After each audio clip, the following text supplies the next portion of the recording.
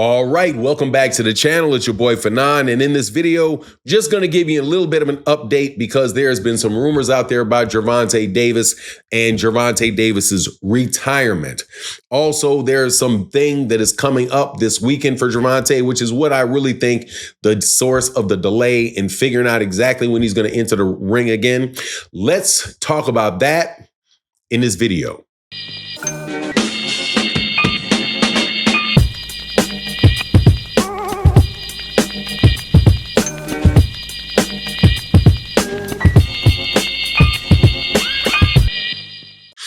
All right, welcome back to the channel. It's your boy Fanon, and in this video, just a short bit of news update on Gervonta Davis. Got some information from some people that are associated with his camp, and also we know some formal things are about to take place for Gervonta Davis this week.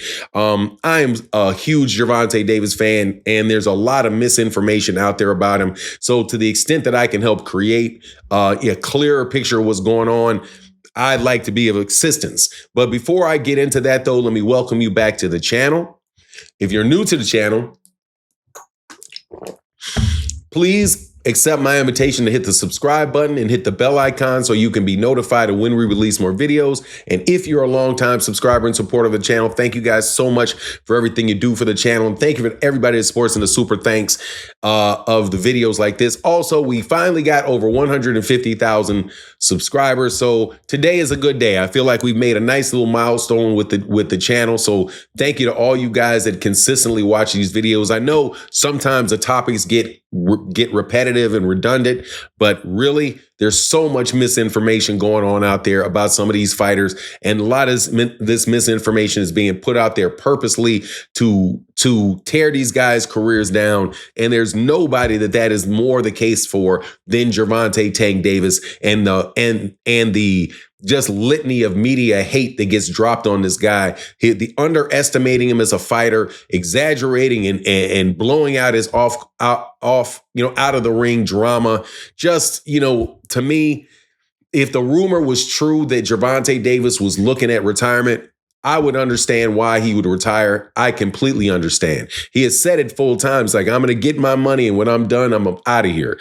And why would he do that? Because of all of the stress and all of the drama around him as the face of boxing, which he really is. And there again, there is a concerted effort to tear this guy down. From the minute that he called himself the face of boxing after the Ryan Garcia fight, all of a sudden there's 15 other people that are all claiming that they are the face of boxing, including Devin Haney, and Turkey Al-Sheikh wants to be the face of boxing. It's just like a crab show on top of Gervonta. So when somebody said to me that he was considering retiring, I could understand why he would. I definitely hope that he doesn't. However, and I don't think that he will. I think he's probably going to stack cash for 3 or 4 more fights, because that's what people usually do. I don't see him just stopping dead cold, leaving at the top of his career, especially on a draw. He's got to get that draw or handle that back with Lamont Roach. He's not going to want to end his career in that particular way. So I don't buy that. Now, as far as like, whoa, why isn't he announcing the fight? Clearly, he's got out of court. I keep saying off court. He has out of the ring problems that are affecting him. He got arrested related to an altercation that allegedly occurred with the mother of his child. And he has a hearing coming up for that on July 29th. I doubt very much that anything serious is going to come out of that particular situation, other than at the most he may get a restraining order and they may have to try to figure out how he can work out the visitations with their kids, which quite honestly might be the best thing for him, is to find a way to stay further away from the mother, at least that mother of his child, because it just kind of winds up always being dramatic. But regardless, he's got a hearing this Friday, July 29th. July 29th, so not this Friday, next Wednesday, July 29th. And from there, he will figure out what is going to happen as far as that altercation with his wife. Of course, he's also got the court drama related to him having been in a hit and run accident in Baltimore a few years ago. And I think he's still got another like year and a half of probation, before he's cleared with that. So just a lot of things on the young man's head, man, that are preventing him from coming back out and getting in the ring. And honestly, man, I would not be surprised at all if the kids' love for the sport goes away because of the vicious attacks that happen on this man almost every day on social media. It's like, because nobody else in boxing right now is as popular as Gervonta Davis is, and or as polarizing as Gervonta Davis is. You know, the negativity just keeps pouring and pouring and pouring. But as far as what's going on and as far as what I think is going to happen, I'm confident that he's going to fight Lamont Roach. I'm confident that they're going to announce that fight.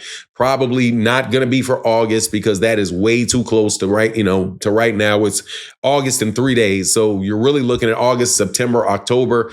And so he would have probably had 2 fights. He'll wind up having 2 fights in 2026. I mean, in 2025, that's my belief. But the funny thing is, with him fighting 2 times in a year, he's still going to get referred to as an inactive champion. You're still going to have, when the guy fights Lamont Roach, he could knock Lamont Roach out. Lamont Roach will turn into an automatic bum the second that Gervonta Davis beats him. If Gervonta Davis loses to Lamont Roach, then he was never any good ever in his career. And now he just needs to go away. He needs to retire. We don't want to see him fight.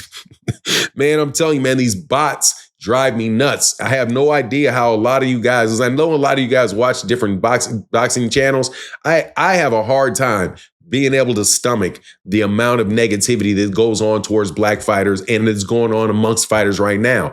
Even when you look at some of the young champions like Brian Norman Jr. and what's happening with Brian Norman Jr. and Devin Haney, a whole bunch of that stuff, a whole bunch of that drama that Bill Haney tries to put on Brian Norman by basically accusing him of being a juicer and saying, hey, man, we need to up the amount of tests that you have and go 24/7 or whatever nonsense that those guys doing over there at Snack. Meanwhile, Devin Haney is actually with and signed up with the biggest cheater in the history of sports as far as performance-enhancing drugs go. You can't make it up. For real. Devin Haney implying that Brian Norman Jr. was dirty. Meanwhile, Devin Haney is the one that is working with one of the most notorious steroid dealers in the history of sports. But yet he has the audacity to point fingers at somebody else. All this back and forth, bicker and banter and all this stuff is fun, for the time. As long as once kids the fight takes place, as long as if Brian Norman Jr. beats Devin Haney, then Brian Norman should have the respect of beating a former champion and treated well because of it. Not, okay, well, a guy, we don't like Brian Norman, so let the smear campaign on Brian Norman go so we can attack him so that some way we can make Devin Haney look good. Anyway, I think that all of these guys are still doing that nonsense, and I think it really is affecting Gervonta Davis personally. That's my personal belief. But anyway, that's my take on the matter. Please let me know what you think in the comment section. And with that, I'm out. Deuces.